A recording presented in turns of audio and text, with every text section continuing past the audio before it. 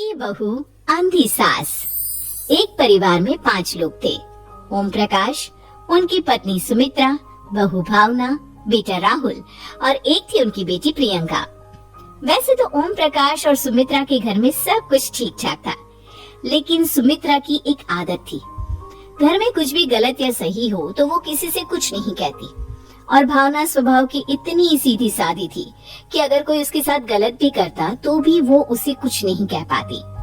इसी के चलते प्रियंका और राहुल घर में मनमानी चलाते रहते, क्योंकि घर को संभालने वाली औरतें इस तरह से रहती थी जैसे वो गूंगी और अंधी हो।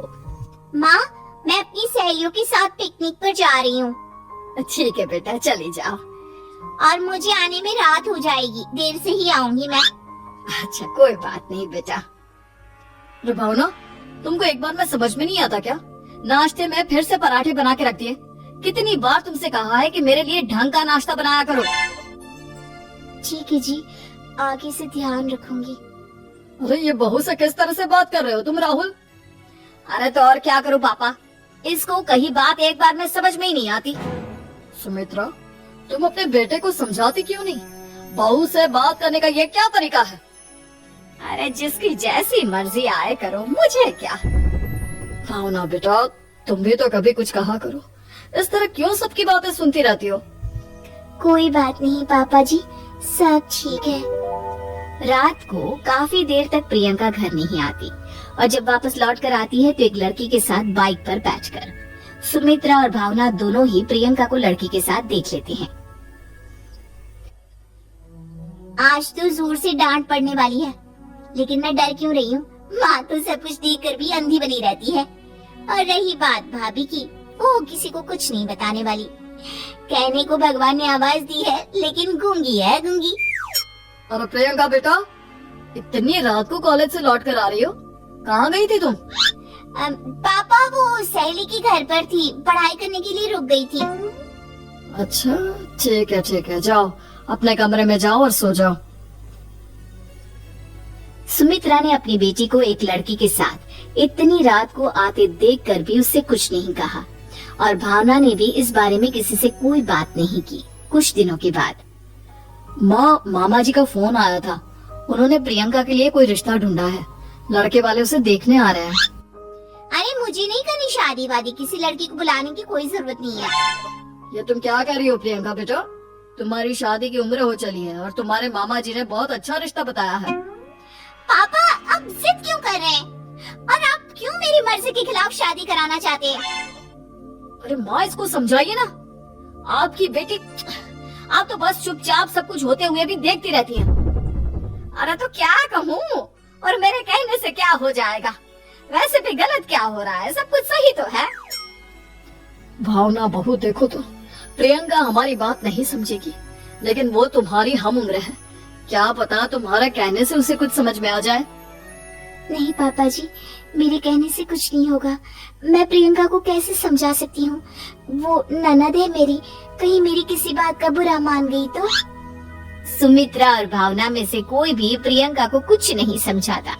इस बात से राहुल और ओम प्रकाश जी दोनों ही परेशान हो जाते हैं। और फिर जब लड़का प्रियंका को देखने के लिए आता है, मुझे आपकी बेटी बहुत पसंद है, मैं उसके साथ शादी करने के लिए तैयार हूँ। देखो, मुझे तुमसे शादी नहीं करनी, और ये बात जितनी जल्दी समझ में आ जाए अच्छा रहेगा। अरे तो फिर आप लोगों ने मुझे यहाँ बुलाया ही क्यों? माफ कर दो बेटा, वो हमारी बेटी जरा गुस्से में है। हम उसे समझाने की कोशिश करते हैं। हाँ, देखिए आप नाराज मत होइए, वो तो उसने बस ऐसे ही कह दिया होगा। अरे कोई ऐसे ही कुछ कहता है क्या? और ये आपकी पत्नी और माँ, ये दोनों इस तरह चुपचाप क्यों बैठे हैं, जैसे इस घर के मेंबर ही ना हो? आपके घर में सब कुछ ठीक तो है ना? अरे सब कुछ ठीक है बेटा। सुमित्रा, समझाओ ना अपनी बेटी को। अरे क्या समझाऊं, क्या होगा समझाने से? सब ठीक ही तो हो रहा है, गलत क्या हो रहा है? भावना, प्रियंका को अंदर लेकर जाओ और उससे समझाओ कि कितना अच्छा रिश्ता है। इतना अच्छा लड़का है, इस तरह से बिहेव ना करे। नहीं जी, मैं किसी से कुछ नहीं कह सकती जी। अरे अजीब परिवार है, मुझे तो यहाँ से निकलना पड़ेगा। इस तरह से तो आपकी बेटी की शादी किसी से नहीं हो सकती। जिसके घर की औरतें गूंगी और अंधी बनकर बैठ जाए, उस घर का कुछ नहीं हो सकता। ओम प्रकाश और राहुल सुमित्रा और भावना की हरकतों की वजह से बहुत परेशान हो जाते हैं। एक दिन वो दोनों आपस में बात करते हैं। पापा समझ में नहीं आता कि भावना और माँ को कैसे समझाया जाए। सही कहते हो बेटा, तुम और मैं काम के सिलसिले में सारा दिन घर के बाहर रहते हैं और घर की दोनों औरतें जिन्हें सारा घर संभालना चाहिए गूंगी और अंधी बनकर बैठी हैं। पापा आप ही बताइए इसका क्या उपाय है। मेरी तो कुछ समझ में नहीं आता बेटा, लेकिन हमें कुछ तो करना पड़ेगा क्योंकि इन सब की वजह से प्रियंका बहुत ज्यादा बिगड़ती जा रही है। तुमने देखा उसे किस तरह से बिहेव किया था। अरे लेकिन पापा हम करेंगे क्या। हमें एक नाटक करना होगा। कुछ दिनों के लिए हम भी गूंगे और बहरे बन जाते हैं, उसके बाद इन दोनों औरतों को अकल आएगी। हाँ पापा शायद आपकी बात ठीक है, हम दोनों हर बार बात को संभाल लेते हैं और इसी वजह से माँ और भावना कुछ भी करने की कोशिश ही नहीं करते। और फिर अगले दिन भावना नाश्ते में क्या बनाया है। जी पराठे बनाए हैं। मेरे लिए पोहा बना दो। अच्छा जी ठीक है, अभी बना देती हूँ जी। बहू नाश्ते में क्या बनाया है। पापा जी पराठे हैं और पोहे बन रहे हैं। अरे बहू मुझे तो उपमा खाने का मन था, मेरे लिए उपमा बना दो। ठीक है पापा जी, अभी बना देती हूँ। भाभी जल्दी से जरा मेरा कॉलेज का टिफिन तो पैक कर देना। और सुनो मुझे ना भिंडी की सब्जी खाने का मन है। सुमित्रा चुपचाप बैठी बैठी सब कुछ देख रही थी। उसने किसी से कुछ भी नहीं कहा और ये देखकर भावना को मन ही मन गुस्सा आ रहा था, लेकिन वो किसी से कुछ नहीं कह रही थी। उसे लग रहा था कि ओम प्रकाश जी जो हमेशा उसकी साइड लेते थे वो भी आज चुपचाप बैठे हुए थे। शाम के वक्त प्रियंका अपने बहुत सारे दोस्तों को लेकर घर आती है और उधर दूसरी तरफ से राहुल भी अपने ऑफिस के दोस्तों को लेकर घर आ जाता है। प्रियंका अपने कमरे में तेज म्यूजिक चलाकर डांस करती है और राहुल अपने दोस्तों के साथ बैठकर जोर जोर से हंस रहा था।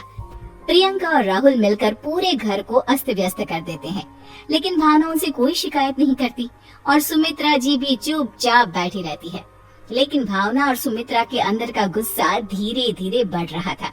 फिर रात को ओम प्रकाश और राहुल एक दूसरे से बातें करते हैं। पापा हमने इतना कुछ किया फिर भी भावना कुछ बोलती ही नहीं और माँ भी कुछ गलत करने से किसी को रोकती ही नहीं। तुम चिंता मत करो बेटा, इन दोनों के अंदर का गुस्सा भर रहा है और बहुत जल्दी बाहर आने वाला है। अगले दिन अरे बहू ये कपड़े धुले हैं या गंदे हैं।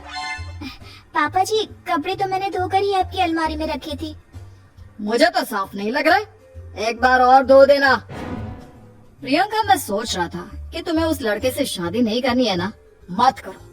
एक काम करो, वैसे भी क्या रखा है शादी वादी में, तुम्हें जो लड़का पसंद है उसके साथ जाकर कोर्ट मैरिज कर लो। इस बार ओम प्रकाश और राहुल की बात सुनकर भावना और सुमित्रा के अंदर का गुस्सा जाग उठता है।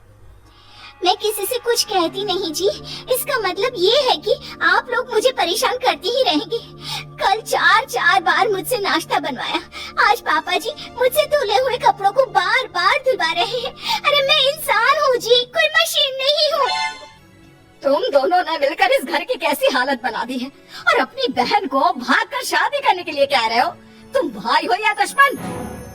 ओम प्रकाश और राहुल जोर जोर से हंसने लगते हैं। अरे इसमें हंसने की क्या बात है। हम लोग यहाँ इतने परेशान हो रहे हैं जी, तुम लोगों को ऐसी हरकत करने के बाद भी हंसी आ रही है। ये क्या कर रहे हैं जी आप दोनों। यही तो हम चाहते थे कि सुमित्रा तुम अंधी होकर ना बैठी रहो, घर में कुछ भी गलत हो तो उसे रोकने की कोशिश करो। और भावना तुम अपने साथ हो रहे गलत व्यवहार पर भी कभी मुंह नहीं खोलती, ये सही बात नहीं है। मैं चाहता था कि तुम्हारी भी जुबान खुले, तुम गलत बात का विरोध करो। गूंगी बहू और अंधी सास की ये जोड़ी इस घर में अब नहीं चलेगी।